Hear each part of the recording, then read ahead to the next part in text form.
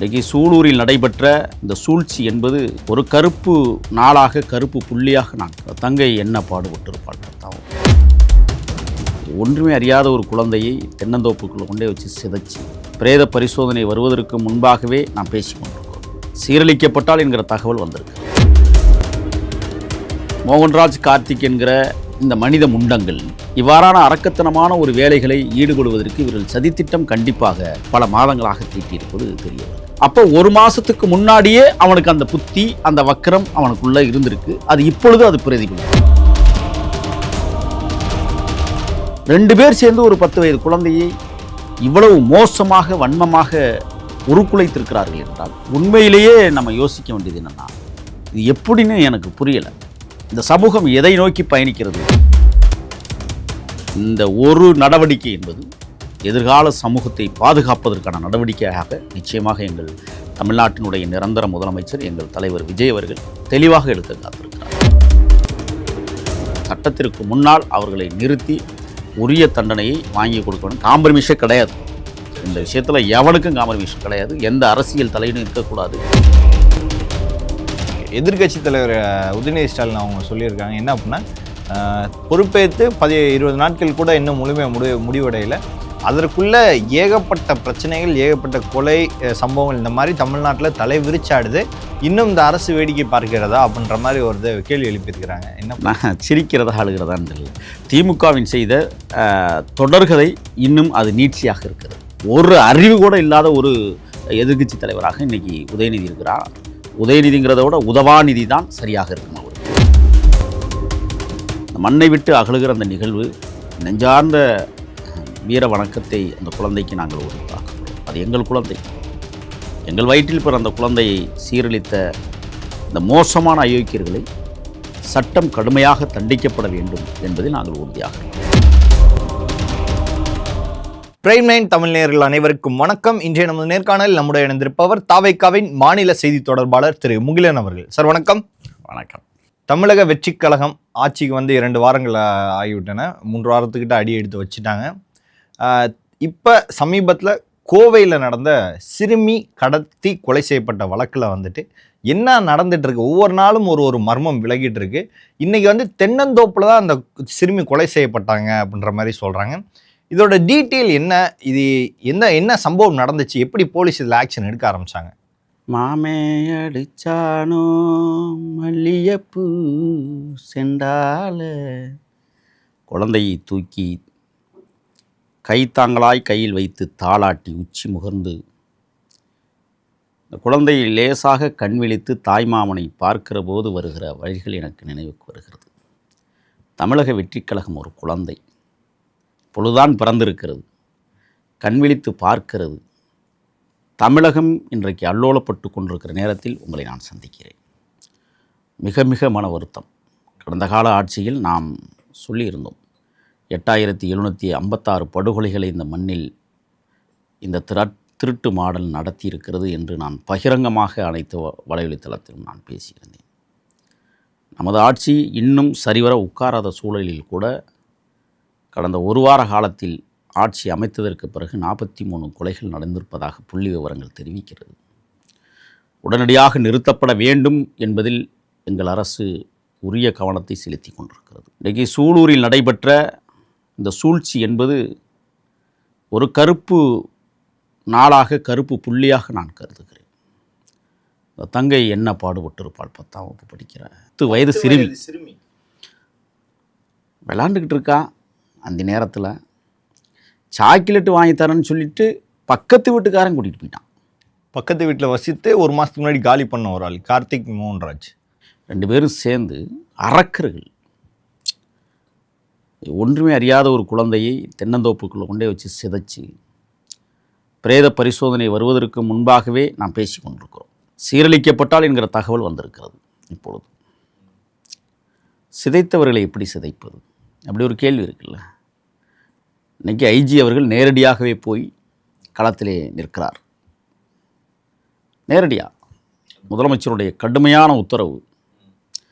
சிங்கப்பெண் பாதுகாப்பு படை இன்னும் உருவாக்கப்படவில்லை, தயார் நிலைப்படுத்தப்பட்டு கொண்டிருக்கிறது. இந்த நேரத்தில் இப்படி ஒரு சம்பவம் என்றால் உண்மையிலேயே நாங்கள் வெக்கி தலை குனிகிறோம். இந்த அவலத்திற்கு நாங்கள் பொறுப்பேற்கிறோம். ஏனென்றால் என் தலைவன் ஆளுகிற தேசத்தில் இப்படி ஒரு சம்பவம் முதலாக நடைபெற்றிருப்பதை சகித்து கொள்ள முடியவில்லை. மோகன்ராஜ் கார்த்திக் என்கிற இந்த மனித முண்டங்கள் இவ்வாறான அரக்கத்தனமான ஒரு வேலைகளை ஈடுபடுவதற்கு இவர்கள் சதித்திட்டம் கண்டிப்பாக பல மாதங்களாக தீட்டியிருப்பது தெரிய வருகிறது. காரணம், அந்த பகுதியில் வாழ்ந்த மோகன்ராஜ் அதை காலி செய்துவிட்டு ஒரு மாதம் ஆச்சு. அப்போ ஒரு மாதத்துக்கு முன்னாடியே அவனுக்கு அந்த புத்தி, அந்த வக்கரம் அவனுக்குள்ளே இருந்திருக்கு. அது இப்பொழுது அது பிரதிபலித்திருக்கிறது. அப்படி என்றால் கடந்த ஆட்சி அதுக்கு பொறுப்பாக முடியுமா? சரி, இந்த ஆட்சி பொறுப்பாக முடியுமா? பொறுப்பு ஏற்றுதான் ஆக வேண்டும், வேறு வழி இல்லை. ஏன்னா எங்களது ஆட்சியிலே அது நடந்திருக்கிறது. ஆனால் திட்டம் தீட்டியது வேறொரு ஆட்சி. அப்படித்தான் இதை பார்க்கணும். இப்போ அவன் அங்கே இருந்திருந்தான்னா இந்த பிரச்சனைக்கு, இந்த கேள்விக்கு இடமில்லை. அவன் அதை காலி அப்போ காலி செய்து விட்டு அவன் போகிறான் என்றால் ஏதோ ஒரு திட்டத்திற்காகத்தானே காலி செய்திருப்பான். நம்ம இந்த கோணத்தில் தான் அதை பார்க்கணும். சரி, 2 பேர் சேர்ந்து ஒரு 10 வயது குழந்தையை இவ்வளவு மோசமாக வன்மமாக உருக்குலைத்திருக்கிறார்கள் என்றால் உண்மையிலேயே நம்ம யோசிக்க வேண்டியது என்னென்னா, இது எப்படின்னு எனக்கு புரியலை. இந்த சமூகம் எதை நோக்கி பயணிக்கிறது? இப்போ இதுக்கு பின்னாடி இருக்கிற நம்ம சில விடயங்களை நம்ம பேசி தான் ஆகணும். சமூக ஊடகங்களில் பொதுவாக இது போன்ற உணர்ச்சிகளை தூண்டக்கூடிய சில நிகழ்வுகள் தொடர்ச்சியாக நடைபெற்று கொண்டிருக்கிறது. 1. 2வது, இன்னைக்கு இந்த மது போதைகள் இந்த மனிதனை எவ்வளவு பாழாய்ப்படுத்தி இருக்கிறது என்பதையும் நான் பார்க்க முடிகிறது. நிச்சயமாக இந்த 2 பேரும் மது போதையில் தான் அதை பண்ணியிருக்க வாய்ப்பு இருக்குது. அதை விசாரிப்பாங்க, காவலர்கள் விசாரிப்பாங்க. காவல்துறை தீவிரமான விசாரணையை மேற்கொண்டிருக்கிறார்கள். நிச்சயமாக உரிய நடவடிக்கையை எங்கள் அரசு கண்டிப்பாக எடுக்கும். அவர்களுக்குரிய நிவாரணத்தை எங்கள் முதலமைச்சர் இன்னும் ஒரு சில மணி நேரங்களில் அறிவிக்க காத்திருக்கிறார். நிவாரணம் அந்த குழந்தையை உயிர் பெற்று வர முடியாது. ஆனாலும் அந்த குடும்பத்திற்கு அவள் வளர்ந்து வந்து எவ்வளோ பெரிய பாக்கியத்தை கொடுத்திருப்பாள் என்பதை நாம் உணர முடிகிறது. ஆக அந்த குழந்தை இன்றைக்கு இந்த மண்ணை விட்டு அகலுகிற அந்த நிகழ்வு நெஞ்சார்ந்த வீர வணக்கத்தை அந்த குழந்தைக்கு நாங்கள் உரித்தாக்குகிறோம். அது எங்கள் குழந்தை. எங்கள் வயிற்றில் பிற அந்த குழந்தையை சீரழித்த இந்த மோசமான அயோக்கியர்களை சட்டம் கடுமையாக தண்டிக்கப்பட வேண்டும் என்பதில் நாங்கள் உறுதியாக இருக்கிறோம். ஆனால் அதாவது குழந்தை தொலைஞ்சிருச்சுன்னு போலீஸ் ஸ்டேஷன் போய் கம்ப்ளைண்ட் கொடுத்து தேட ஆரம்பிக்கும் போது போலீஸ் அதிகாரிகளோட இவங்களும் சேர்ந்து தேடி இருக்கிறாங்க. இந்த கார்த்திக் மோகன்ராஜ்ன்றவங்க அதிகாரிகளோட அதுக்கு முன்னாடியே இங்கே என்ன நடந்திருக்குன்னா, பிள்ளையை காணும்னு சொல்லி பெற்றோர்கள் தேடினதே பல மணி நேரம். காவல்துறைக்கு முன்னாடியே இன்ஃபர்மேஷன் கொடுக்கல. கிட்டத்தட்ட 6-7 மணி நேரம் தேடி இருக்கிறாங்க, கிடைக்கல. அப்படி பெற்றோர்கள் தேடுகிற போதே இவங்க பின்னாடி போய் தேடி இருக்கிறாங்க. கரும்புத்தோப்பு, தென்னந்தோப்பு எல்லாமே. அடுத்து காவல்துறைக்கு புகார் கொடுத்ததற்கு பிறகு காவல்துறை தீவிரமான தேடல். நீங்கள் இன்னொரு விஷயம் இதில் புரிஞ்சுக்கணும். கம்ப்ளைண்ட் கொடுத்த 6 மணி நேரத்தில் குற்றவாளிகளை கைது செய்திருக்கிறது காவல்துறை. அது பாராட்டலாம் என்பதல்ல, அது அவருடைய கடமை. நான் அப்படி தான் பேசுவேன். இன்னும் விரைவாக காவல்துறை செயல்பட வேண்டும் இந்த விடயத்தில். 6 மணி நேரம் என்பதே காலதாமதம். உடனடியாக இப்போ வழக்கு பதிவு செய்து 15 நாளைக்குள்ளே அந்த குற்றவாளிக்கு உரிய தண்டனையை சட்ட ரீதியாக பெற்றுக் கொடுக்க வேண்டும். ஒரு அதிக நாள்லாம் அவனை கடத்தக்கூடாது. இவங்க 2 பேரையும் ஜாமீனில் வரக்கூடாது. இன்னொரு விஷயம், கற்பழிப்பு என்கிற இந்த விஷயத்தில் அந்த பாலியல் வன்புணர்வு செய்தது அந்த பச்சிலம் குழந்தை என்றால் இவர்கள் போக்சோ சட்டத்தில் கைது செய்யப்படுவார்கள். ஆனால் இதுவரை கைது செய்திருக்கிறார்களே ஒழிய, ஆமாம், அந்த பரிசோதனை வந்ததற்கு பிறகுதான் இவர்கள் போக்சோ சட்டத்தின் கீழ் கைது செய்யப்படுவார்கள். கடுமையாக நடவடிக்கை எங்கள் அரசு எடுக்க இருக்கிறது. இந்த ஒரு நடவடிக்கை என்பது எதிர்கால சமூகத்தை பாதுகாப்பதற்கான நடவடிக்கையாக நிச்சயமாக எங்கள் தமிழ்நாட்டினுடைய நிரந்தர முதலமைச்சர் எங்கள் தலைவர் விஜய் அவர்கள் தெளிவாக எடுக்க காத்திருக்கிறார். முதல்வர் விஜய் அவர்களோட பதிலுக்காக பெறுகிற எல்லாருமே வெயிட்டிங். ஏன்னா ஒரு கொஞ்சம் கால இடைவெளி ஒரு நாள் ஆயிடுச்சு. இது வரைக்குமே மினிஸ்ட்ரி சைடோ அதாவது முதலமைச்சர் அளவுலையோ எந்த ஒரு இதுவுமே இன்னும் ரெஸ்பான்ஸ் இல்லை. அப்படியெல்லாம் நீங்கள் சொல்லக்கூடாது. சட்டமன்ற உறுப்பினர் நேற்று தினமே நேரடி களத்தில் போயிருக்கிறாரு. இப்போ எங்கள் அமைச்சர் சம்பத்குமார் களத்தில் நிற்கிறாங்க. அவரும் பேட்டி கொடுத்துட்டாரு. உரிய நடவடிக்கையை எங்கள் அரசு மேற்கொள்ளும், கடுமையான நடவடிக்கையை மேற்கொள்ளும் என்று எங்களது அமைச்சர் அவர்கள் இப்பொழுது அறிக்கை கொடுத்திருக்கிறார்கள். இன்னொரு செய்தி, அமைச்சரும் சட்டமன்ற உறுப்பினரும் அங்கு தான் இருக்கிறார்கள். உடனடியாக முதலமைச்சர் அவர்கள் உத்தரவின் பேரில் அங்கே களத்திலே நின்று கொண்டிருக்கிறார்கள். நிச்சயமாக இந்த விடயத்தை மூடி மறைத்துட்டு இதற்கு பின்னால் எவனாவது இருக்கிறானாங்கிறதையும் அலசி ஆராயுது காவல்துறை. இங்கே 2 பேர் மட்டும்தானா, இதுக்கு பிறாரி யாராவது இருக்காங்களா அப்படிங்கிற ஒரு செய்தியும் இப்பொழுது வந்து கொண்டு இருக்கிறது. உண்மையிலே சொல்கிறேன், மனசு பதைபதைக்கிற இந்த நேரத்தில் உங்களோட நான் பேசிக்கிட்டு இருக்கேன். நானும் கிளம்பியிருக்கணும் இந்த நிகழ்வுக்கு, போய் அது என்னதான் அப்படிங்கிறத நான் பார்க்கணும்னு ஆசைப்பட்டுக்கிட்டு இருக்கேன். ஆனால் வாய்ப்பு மிக குறைவாக இருப்பதால் அந்த களத்திற்கு போகணுங்கிற துடிப்பு எனக்கு இருக்குது. ஆனால் இங்கேருந்து கோவை போய் சேர்றதுக்குள்ளே அந்த குழந்தையை வந்து வாங்கிடுவாங்க, வாங்கி அடக்கம் செய்து விடுவார்கள் என்கிற நம்பிக்கை. ஆனால் இருந்தாலும் பொதுமக்கள் மிகப்பெரிய அளவிலே போராட்டம் நடத்தி கொண்டிருக்கிறார்கள். இங்கே உரிய குற்றவாளிகளை கைது செய்தாலும் இதற்கு பின்னால் ஒளிந்திருப்பவர்கள் யார் அப்படிங்கிறதையும் விசாரணை செய்ய வேண்டும் என்று அங்கே சூளுரைத்த சூலூர் மக்கள் இன்றைக்கு ஆர்ப்பாட்டத்தில் ஈடுபட்டாலும் அமைச்சர் பெருமக்கள் அங்கே களத்தில் இருக்கிறார்கள். பாதிக்கப்பட்ட குடும்பத்துக்கு தாவேகா சார்பாக, பிள்ளை இழந்த பெற்றோர்களுக்கு முதலமைச்சர் சார்பாக என்ன? இன்னும் ஒரு சில மணி நேரங்களில் எங்கள் தலைவர் அதை அறிவிக்க காத்திருக்கிறார். நிவாரணம் கண்டிப்பாக நிச்சயமாக இருக்குது. நிவாரணம் அந்த குடும்பத்திற்கு ஈடாகாது. குழந்தையை மீண்டும் பிறக்க வைக்க முடியாது. ஆகையால் அரசு மிகுந்த கவனத்தோடு செயலாற்றி கொண்டிருக்கிறது இந்த விடயத்தில். குற்றச்சாட்டுகள்னு இப்போ சமீபத்தில் எடுத்துக்கிட்டோம்னா தொடர்ந்து இந்த ஒரு வாரங்களில் கொஞ்சம் அதிகமான குற்றச்சாட்டு. திருச்சியில் கூட இப்போ பார்த்தீங்கன்னா ஒரு செவிலியர் போராட்டம், செவிலியர் வந்து டீன் அதாவது மருத்துவர் கொடுத்ததில் வந்து செவிலியர் இறந்துட்டாங்கன்னு சக செவிலியர்கள் எல்லாருமே போராட்டம் பண்ணியிருக்கிறாங்க. எங்களுடைய தம்பி மரியாதைக்குரிய அமைச்சர் ரமேஷ் அவர்கள் அங்கே களத்திலே நின்று கொண்டிருக்கிறார். தம்பி பேச்சுவார்த்தை நடத்தியதில் உடன்பாடு இல்லை என்று சொல்லி மீண்டும் போராட்ட களத்தில் இறங்கியிருக்கிறார்கள். அங்கே நிச்சயமாக எங்களுடைய சட்டமன்ற உறுப்பினர்கள் 6 பேர் களத்தில் நிற்கிறாங்க. அதோட வந்து கூப்பா கிருஷ்ணன் அவர்கள் வரைந்து கொண்டிருக்கிறார் அந்த களத்திற்கு. துரிதமாக அந்த நடவடிக்கைகள் போய் கொண்டிருக்கிறது. மாவட்டத்தினுடைய கண்காணிப்பாளர்கள் களத்தில் இருக்கிறார்கள். ஒரு முடிவுக்கு விரைவில் கொண்டு வருவார்கள். அதில் மாற்றமே இல்லை. எதையும் நாங்கள் விட தப்புக்கு பொறுப்பேற்றுக்கிறீங்க இல்லை, நாங்கள் ஏற்றுக்கிட்டே ஆகணும். நாங்கள் தானே ஆள்றோம். இந்த தவறுகளுக்கு நாங்களே பொறுப்பு. இன்னொரு விடயம், நான் ஆரம்பத்தில் சொன்னது போல், நாங்கள் இப்பொழுதுதான் குழந்தையாக பிறந்து கண்விழிக்கிற நேரத்தில் இவ்வளவு கன்றாவி சம்பவங்கள் நடக்கிறதென்றால் நாங்கள் குழந்தையாக இருந்தாலும் எவராக இருந்தாலும் விடப்போவதில்லை. சட்டத்திற்கு முன்னால் அவர்களை நிறுத்தி உரிய தண்டனையை வாங்கி கொடுக்க வேண்டும். காம்ப்ரமைஸே கிடையாது. இந்த விஷயத்தில் எவனுக்கும் காம்ப்ரமைஷன் கிடையாது. எந்த அரசியல் தலையீடும் இருக்கக்கூடாது. நீங்கள் பார்த்துருப்பீங்க, தமிழக வெற்றி கழகத்தினுடைய தொண்டர்கள் அல்லது பொறுப்பாளர்கள் யாரும் எந்த ஒரு விஷயத்திலும் அரசின் பால் தலையிடக்கூடாது என்று எங்களது பொதுச் செயலாளர் மரியாதைக்குரிய அண்ணன் புஷி ஆனந்த் அவர்கள் வெளியிட்டிருக்கிறார்கள். புஷி ஆனந்த் என்று சொல்வதை விட டி நகர் ஆனந்த் அவர்கள் இன்றைக்கு அறிவித்திருக்கிறார்கள். ஆகையில் எங்கள் தொண்டர்கள் ரொம்ப கவனமாக, ஆனால் பிரச்சனைன்னு வந்துட்டால் எங்கள் தொண்டை விட மாட்டான். கோளாறு தவறு நடக்கிறதென்றால் நாங்கள் விட மாட்டோம். ரொம்ப துல்லியமாக இறங்கி அடிச்சிடுவோம். அதில் மாற்றம் இல்லை. நாங்கள் திமுகவை போல இருக்க மாட்டோம். எதிர்க்கட்சி தலைவர் உதயநிதி ஸ்டாலின் அவங்க சொல்லியிருக்காங்க என்ன அப்படின்னா, பொறுப்பேற்று 20 நாட்கள் கூட இன்னும் முழுமையாக முடிவடையலை. அதற்குள்ளே ஏகப்பட்ட பிரச்சனைகள், ஏகப்பட்ட கொலை சம்பவங்கள் இந்த மாதிரி தமிழ்நாட்டில் தலை விரிச்சாடுது. இன்னும் இந்த அரசு வேடிக்கை பார்க்கிறதா அப்படின்ற மாதிரி ஒரு கேள்வி எழுப்பியிருக்கிறாங்க. என்ன சிரிக்கிறதா அழுகிறதான்னு தெரியல. திமுகவின் செய்த தொடர்கதை இன்னும் அது நீட்சியாக இருக்கிறது. நாங்கள் அதை ஒரு முற்றுக்கு கொண்டு வரணும்னு நினைக்கிறோம். உடனே வந்த உடனே முற்றிலுமாக மாறுபட்ட விஷயத்தை செய்ய முடியும். இப்போ நான் இந்த கேள்வியை கேட்குறேன், உதயநிதி அவர்கள் அவர் நின்ற தொகுதியில் ஏதாவது ஒரு சிறிய நடவடிக்கையை மேற்கொண்டிருப்பாரா இதுவரை? இந்த 10-11 நாட்களில் தொகுதி பக்கம் போயிருக்கிறாரா? அதை பேச சொல்லுங்கள் பார்ப்போம். வர தகுதி இல்லாத மனிதர். நான் உண்மையிலேயே சொல்கிறேன், கருணாநிதி குடும்பத்தில் நான் பிறந்திருந்தால் நான் தான் இன்றைக்கி முதலமைச்சர். அவர் பிறந்திருக்கிறார். ஒரு அறிவு கூட இல்லாத ஒரு எதிர்க்கட்சி தலைவராக இன்றைக்கி உதயநிதி இருக்கிறார். உதயநிதிங்கிறத விட உதவாநிதி தான் சரியாக இருக்கும் அவருக்கு. எங்கள் ஆட்சி முறையை கண்டு பயந்து அஞ்சி நடுங்கி பிரமிச்சு போயிருக்கிற காரணத்தால் எங்கடா தவறு நடக்கும், அந்த தவறை சுட்டி காட்டுகிற இடத்துல நாம் முன்னாடி நின்று முகம் காட்டணும். விளம்பர மாடல் ஆட்சி நடத்தியவர்கள் விளம்பரம் தேட பார்க்கிறார்கள், அவ்வளோதான். குற்றச்சாட்டுகளுக்கு யார் காரணம்ன்ற ஒரு கேள்வியை முன்வைக்கிறார். குற்றச்சாட்டுகளுக்கு யார் காரணமாக இருக்க முடியும்? குற்றம் செய்தவன் தான் குற்றச்சாட்டுகளுக்கு காரணமாக இருக்க முடியும்.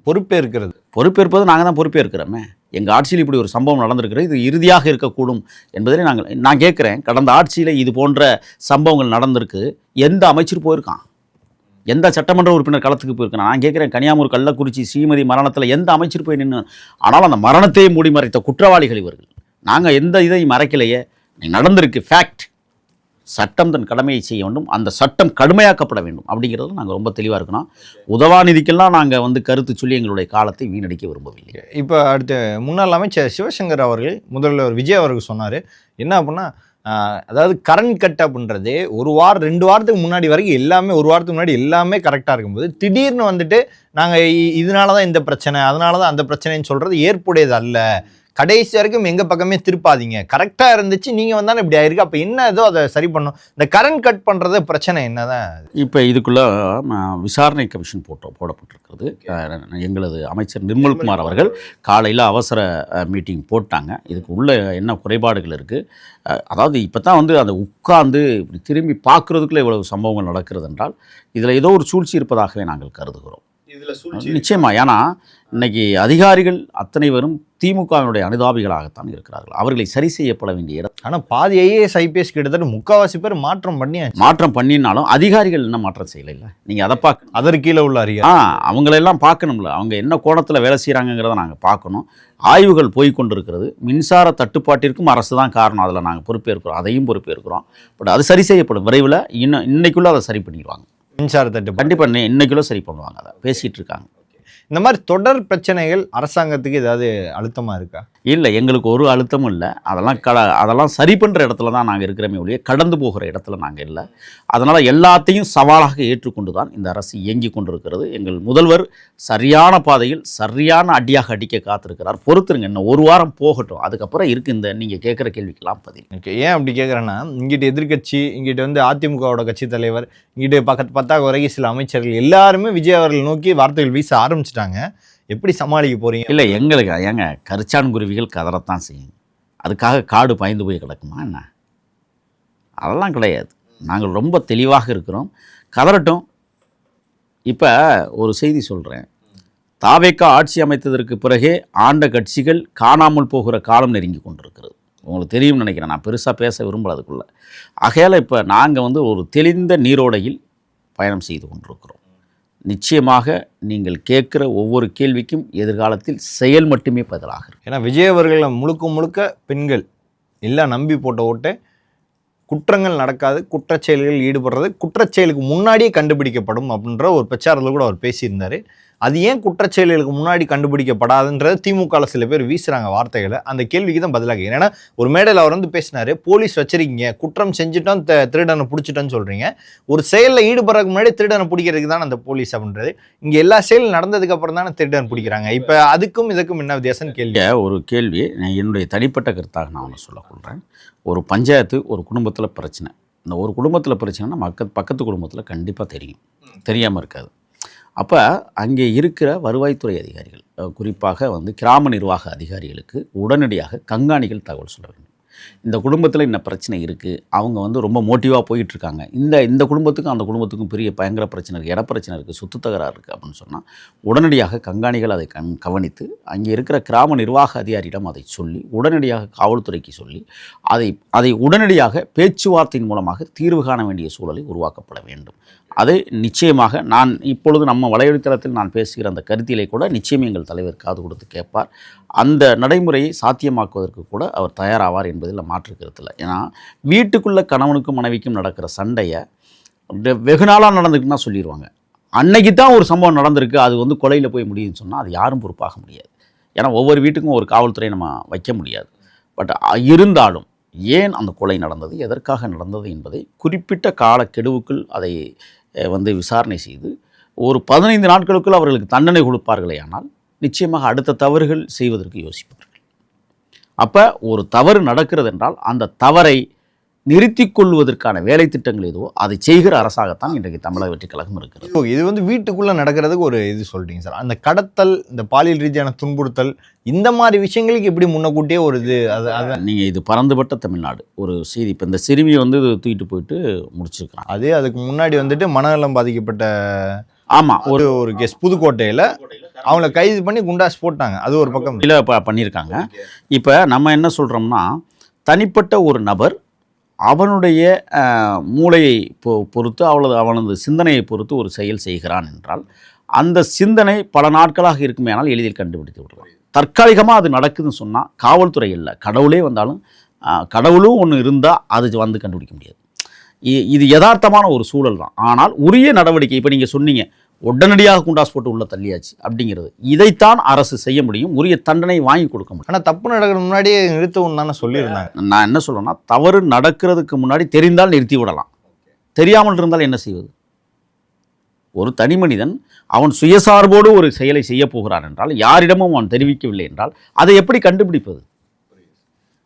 அது ஒரு பெரிய வேலை திட்டம் இருக்குது ஒவ்வொருத்தனுக்கும் ஒவ்வொரு கிராமத்தில். ஆனால் இன்னொன்றையும் செய்யலாம், ஒவ்வொரு கிராமத்திற்கும் மனநல பயிற்சியை கொடுக்கலாம். அதை உருவாக்கப்பட வேண்டும். தமிழ்நாடு முழுவதும் மனநல பயிற்சிகள், யார் எந்த கோணத்தில் இருப்பான்னு தெரியாது. அதை கண்காணிப்பதற்கு ஒரு பயிற்சி நிறுவனங்களை கிராமங்கள் தோறும் கொண்டு வருவோமேயானால், பஞ்சாயத்து ரீதியாக கொண்டு வருவோமேயானால், இந்த குற்றங்களை தடுப்பதற்கு மிக மிக குறைவான ஒரு குற்றங்களை இந்த மண்ணிலே மாற்றி காட்டி விடலாம். ஆனால் குற்றங்கள் நடக்காமல் இருக்கவே இருக்காது, நடந்தே தான் தீரும். ஆனால் அதை ஒரு முடிவுக்கு கொண்டு வர வேண்டிய இடத்தில் நாம் நின்று கொண்டிருக்கிறோம். பட் இந்த மாதிரி செய்யலாம்ங்கிறது என்னுடைய தனிப்பட்ட கருத்து. தாவைக்கா ஒரு குழந்தை, அதனால் பெரிய அளவில் அது ஓகே, அவங்க இப்போ தான் ஆட்சிக்கு வந்திருக்காங்க, மக்கள் ஓரளவு அதை ஏற்றுக்க ஆரம்பிச்சிருக்காங்க. பட் ஆனால் இது எத்தனை டைம் எடுக்கும் அப்படின்ற ஒரு கேள்வி. இல்லை, எங்கள் தலைவர் முதல்வர் அவர்கள் இன்றைக்கி கூட காலையில் அறிவிச்சிருக்காங்க, 2 வாரத்தில் அனைத்து விடயங்களும் சரி செய்யப்படும் அப்படிங்கிறதுல அவங்க தெளிவாக, அதான் 1 மாத கணக்கு அவர் சொல்கிறாரு. இந்த 1 மாதம் விட்டுருங்க, நான் பார்த்துக்கிறேன் அப்படிங்கிற ஒரு வைராக்கியத்தோடு தான் அவர் களத்தில் நிற்கிறாரு. முதல்ல தமிழக மக்களுக்கு நாங்கள் விடுக்கிற அன்பான வேண்டுகோள், தயவு செய்து எங்கள் தலைவருக்கு எந்த விதமான குனிவையும் ஏற்படுத்தி விடாதீர்கள். குறிப்பாக தமிழக வெற்றிக் கழகத்தினுடைய தொண்டர்களும் சரி, பொறுப்பாளர்களும் சரி, சட்டமன்ற உறுப்பினர்களும் அல்லது அமைச்சர்களே இருந்தாலும் ஏதாவது தன் சிந்தனையில் ஓடுகிற செய்திகளை பரப்பி அது ஒரு பிரச்சனைக்கு உள்ளாக்காமல் பார்த்து கொள்வது என்னுடைய விருப்பமாக இருக்கிற காரணம், நீங்கள் செய்கிற சின்ன சின்ன தவறுகளை கூட உங்களை போன்ற ஊடகவியலாளர்கள் எங்களிடம் கேள்வி கேட்கிற போது நாங்கள் தலைகுனிவை ஏற்படுத்துகிறது. இத்தனை நாள் இருந்த இடம் வேற, இப்போ இருக்கிற இடம் வேற, அதே நீங்கள் அதை மெயின் அதுதான். இப்போ அதனால தான் நான் சொல்கிறேன், இப்போ இந்த எங்களுக்கு ஒரு தலைகுனிவை மட்டுமல்ல, என் தலைவனுக்கும் ஒரு தலைகுனிவை ஏற்படுத்தி விடக்கூடாதுங்கிறதுல எல்லோரும் தயவு செய்து மிகச்சிறந்த மக்கள் பணியை செய்ய நம்ம வந்திருக்கிறோம். அந்த பணியை மக்களுக்காக செய்ய வேண்டுமே ஒழிய தனக்காக செய்வது என்பது ஏற்றுக்கொள்ள முடியாது. அன்போடு நான் சொல்கிறேன், அனைத்து நிலை பொறுப்பாளர்களும் தலைவனுக்கு தகுந்த மரியாதையை கொடுத்து அந்த தலைவனை தூக்கி நிறுத்துகிற இடத்தில்தான் நாம் பணியாற்ற வேண்டும். ஏதோ தன்முகத்தை காட்ட வேண்டும் என்பதற்காக தான் தோன்றித்தனமாக கருத்துக்களை சொல்வதும் அல்லது செயற்பாடுகளில் ஈடுபடுவது என்பது ஏற்புடையதல்ல. நாம் கிட்டத்தட்ட ஒரு தொலைநோக்கு திட்ட அரசியலையும் ஆட்சியை முன்னெடுத்து செல்கிற நேரத்தில் நாம் நின்று கொண்டிருக்கிறோம். அந்த அடிப்படையில் தான் நான் சொல்கிறேன். நிச்சயமாக நான் சொல்கிறேன், நீங்கள் ஆட்சி தொடங்கிய உடனே பார்த்தீங்கன்னா தாவேக்கா தொண்டன் கஞ்சா விட்டுறான், தாவேக்கா தொண்டன் இல்லாத செயலை செய்தான், இதெல்லாம் வந்துச்சு. நீங்கள் பார்த்தீங்க, ஆரம்பத்தில் பார்த்தீங்க அவர்கள் எல்லாமே கைது செய்யப்பட்டிருக்கிறார்கள். சில பேர் கோடிக்கணக்கில் தாவேக்கா தொண்டனால தப்பு செஞ்சால் தவறு தான், அது யாராக இருந்தாலும் சரி. நீங்கள் புதுக்கோட்டையில் கூட ஒரு தம்பி தாவேக்கா தம்பி பல கோடி மோசடி அப்படின்லாம் செய்தி வந்தது. அதை கூட அவரை கைது பண்ணி உரிய முறையில் சட்டத்தின் ரீதியாக என்ன செய்யணுமோ அதை செஞ்சுருக்கிறாங்க. தாவேக்கா ஆட்சியை பொறுத்தவரை அல்லது எங்கள் தலைவரின் ஆட்சியை பொறுத்தவரை தவறு செய்தவன் எவனும் தப்பித்து விட முடியாது. அது எவனாக இருந்தாலும் பார்த்துக்கொள்ளலாம். பல்வேறு அரசியல் கேள்விகளுக்கு பதில் தமைக்காக மிக்க நன்றி சார். நன்றி, வணக்கம். நன்றி.